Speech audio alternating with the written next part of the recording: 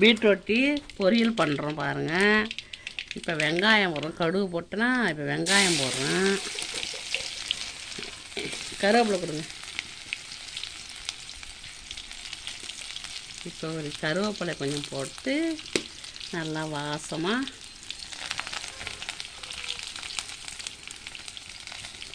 போட போகிறோம். இப்போ வெங்காயம் வதங்கிடுச்சு,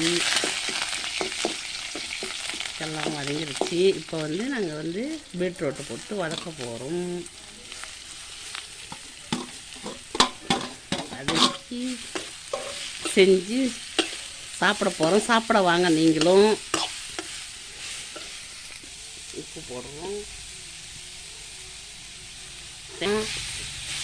கருவேப்பிலை, கடுகு, உப்பு. இப்போது இன்னும் மிளகாத்தூள் தான் போடும்.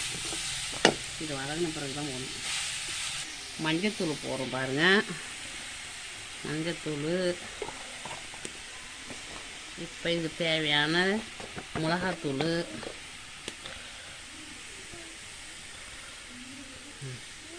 போதும்.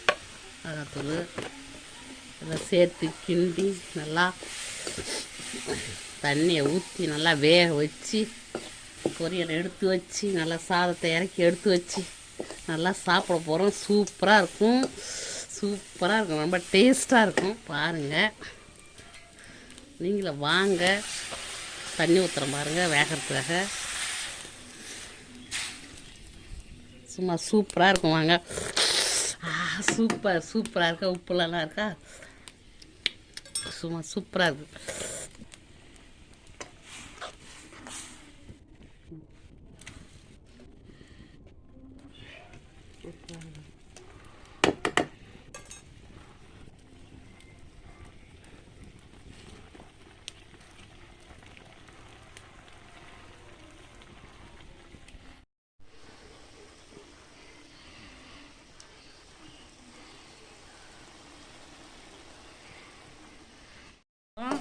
வாங்க சாப்பிடலாம்.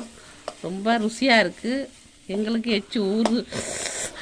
நல்லா சாப்பிட போகிறோம். வாங்க வாங்க. சூடாக சாப்பாடு ரெடி, பொரியல் ரெடி, துவையல் ரெடி. வாங்க வாங்க. சூப்பர்.